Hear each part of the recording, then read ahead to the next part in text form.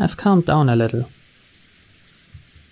The shock from my bizarre experience in the kitchen just now is fading away. If I hadn't talked to Aniki and Jessica, I might still be frightened by the idea that an invisible witch is standing right behind me. However, can I really accept that as an explanation for what happened back there? If it had just been Maria, I could have explained it as the fickle delusions of a growing girl.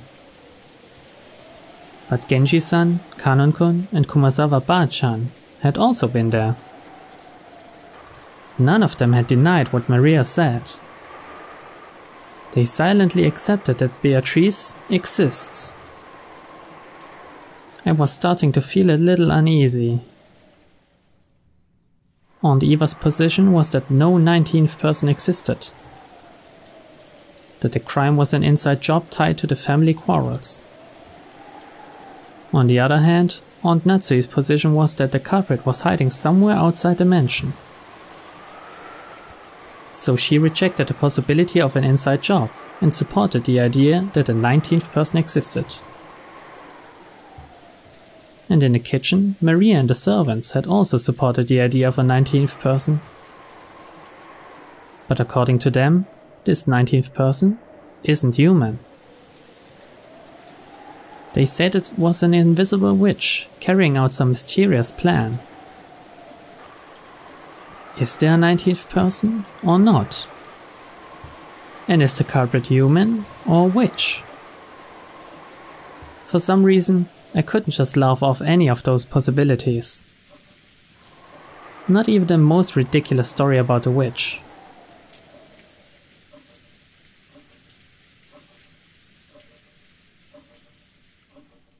Jessica,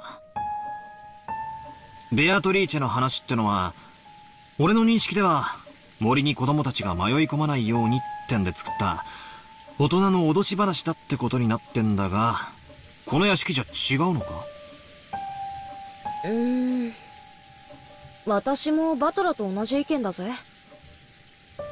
こんなのは子供に言うことを聞かせるために親が作った間抜けな怪談だと思ってる。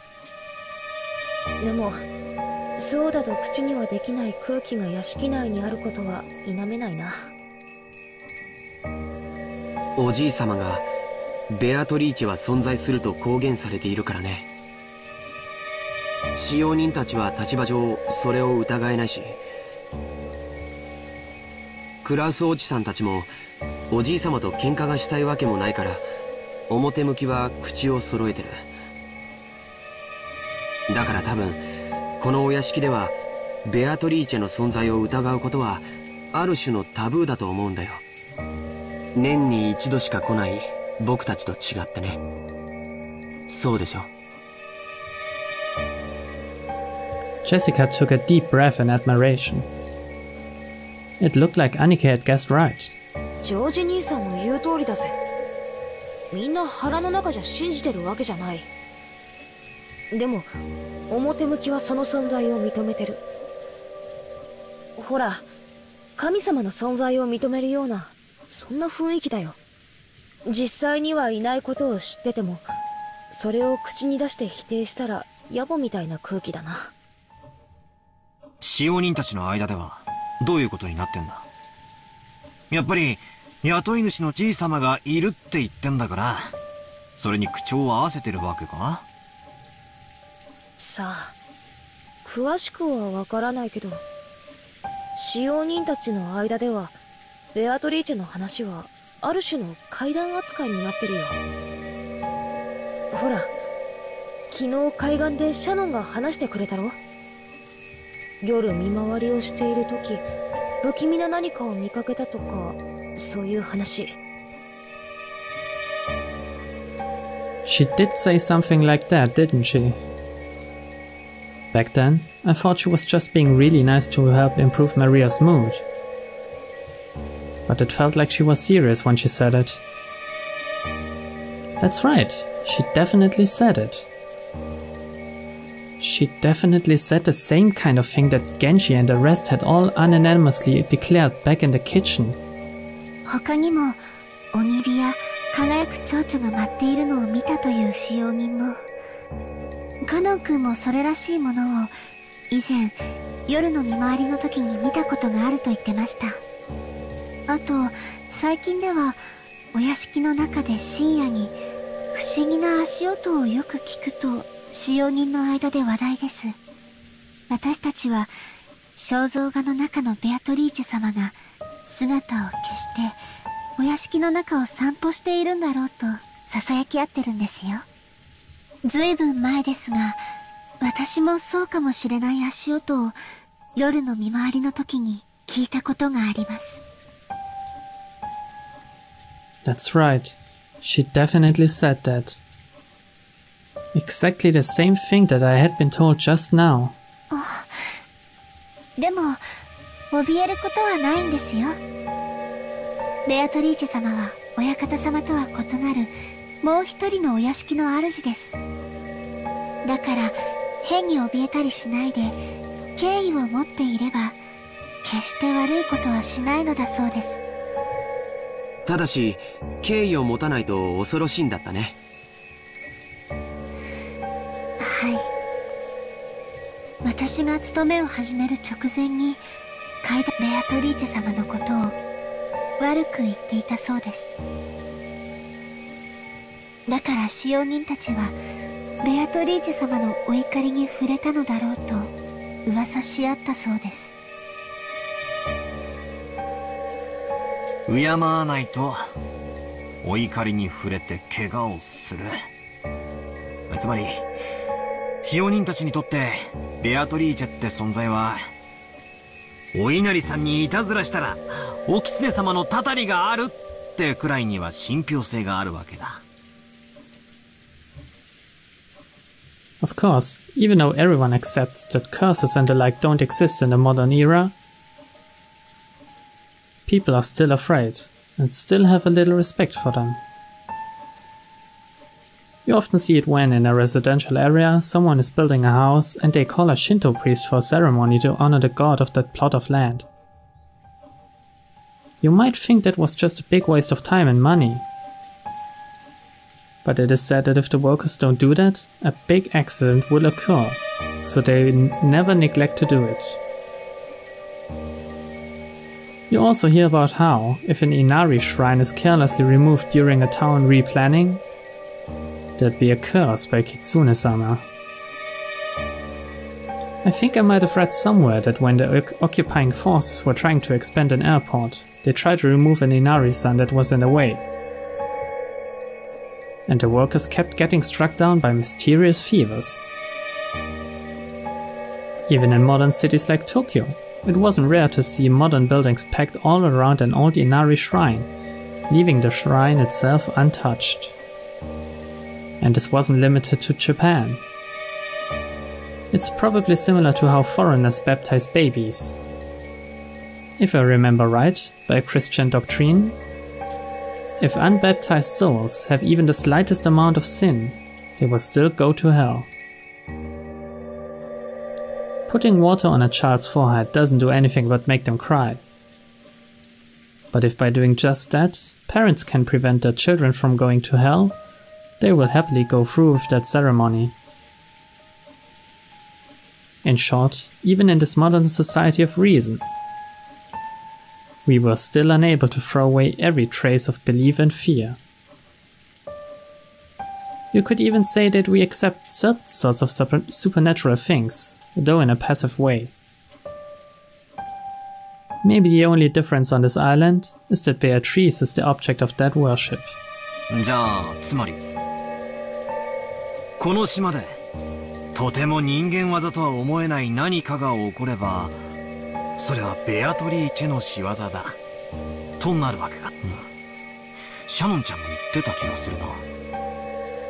ちゃんと閉めたはずの窓や扉や鍵がもう一度見回りに来たら開いていたとか、消したはずの明かりがついていたり、つけたはずの明かりが消えていたり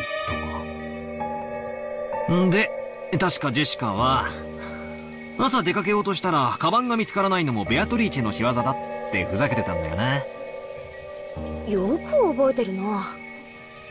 普通なら妖精さんが隠したとでも言うところが、この島ではベアトリーチェがになるってだけの話だぜ。ま、そんなくだらない話さ。このお屋敷も築30年くらいになるそうだからね。それだけになれば多少の怪談やオカルトは生まれてくるものだよ。学校の七不思議なんかのようにね。そこでチェス盤をひっくり返すぜ。え？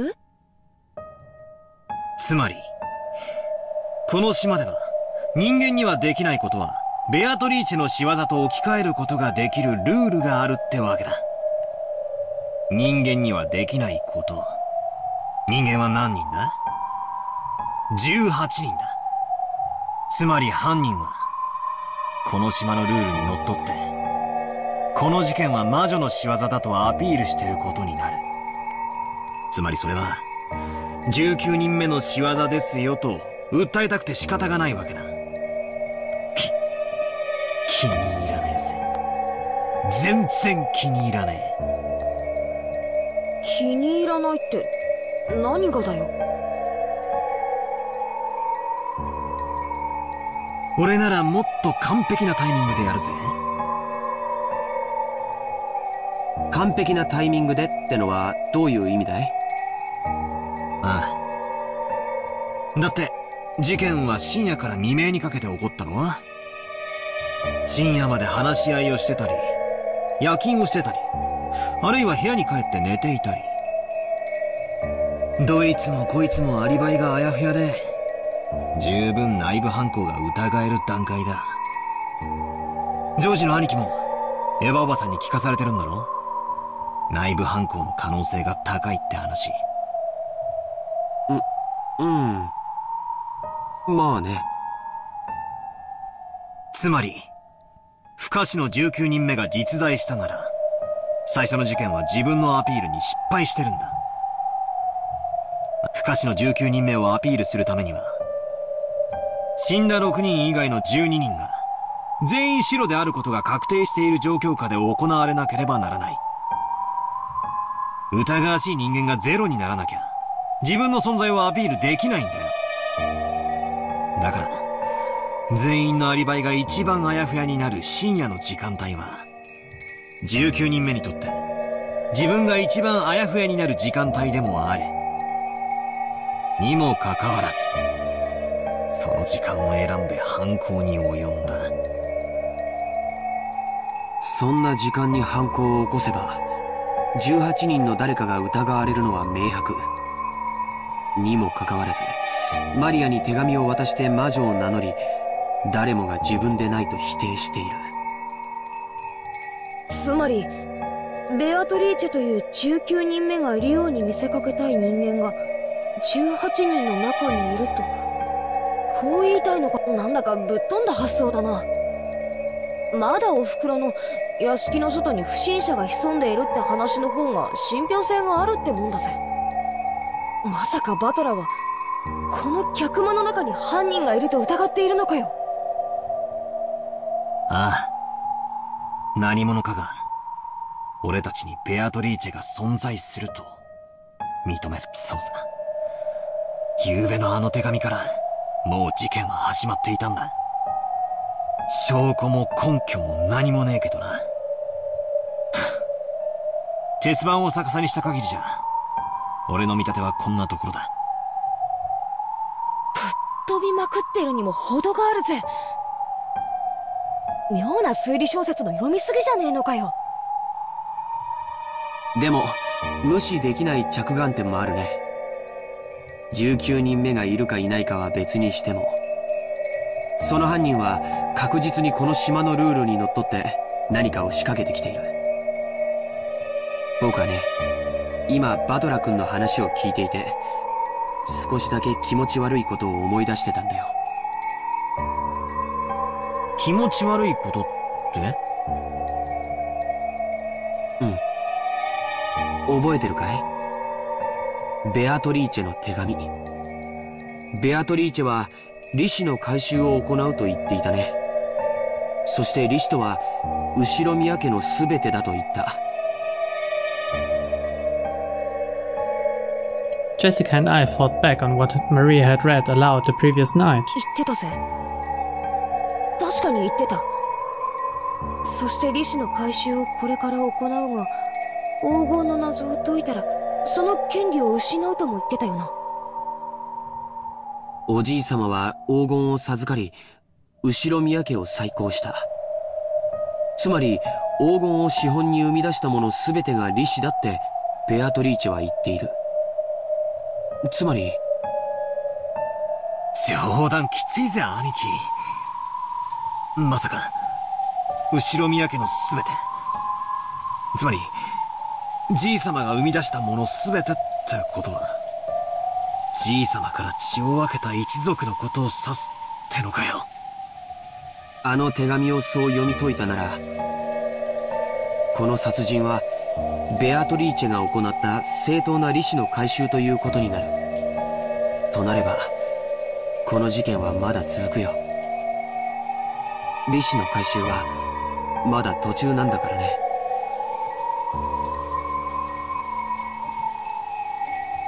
George turned around, looking over the parlor. There were still many people who held the name Ushiromiya. And because Goda-san and Shannon-chan had been killed, we knew that not even the servants were safe, despite lacking the Ushiromiya name. 私たち全員を殺すつもりかよ。でもおかしいよ、ジョージ兄さん。ならどうして6人だけ？他に大勢殺せたはず。下手をすれば寝込みを襲って全員を一晩で殺すことも可能だったはず。どうしてそれをしなかったの？特別条項だよ。黄金の謎を暴く者が現れたら利子の権利は失われる。そして手紙の最後にはこう結ばれていたはずだよ。おじい様の黄金の謎をみんなで解いてみろとね。ジーザス、ようやく犯人のメッセージが分かってきたじゃねえか。つまり犯人は俺たちにじい様のあの碑文の謎を解いてみやがれと言ってるわけだ。しかもぼやぼやしてればどんどん利子の回収を進めちまうつもりだ。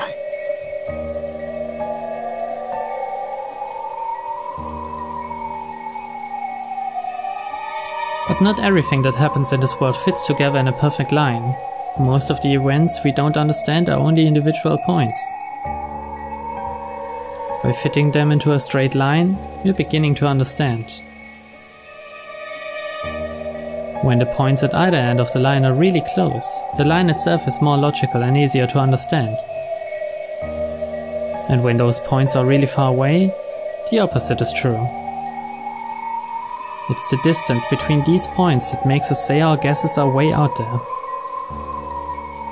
However, if the distances we span are too narrow, that means our thinking will be narrow too. Is there a difference between making guesses and reasoning? Am I just using easily made guesses to try and force this crime into a pattern I can understand? No, that's not it. When you're lost in the dark and searching around with your hand, what you're doing is relying on your imagination and making guesses. Only imagination can find the points that need to be tied together. Reasoning is nothing more than the act of drawing lines between them. If you can't imagine, you can't reason. What I'm doing now might be way out there, but I'm sure it isn't a mistake either. Only the power of imagination can pull clues out from the darkness. And then I can use the power of reasoning to tie those clues together. It was a lot like the process of searching out an enemy's weak spot and striking. It's okay if I'm way out there. Find a weak point first. Then we can think about how to strike. Right now is the time to find points we can tie together later.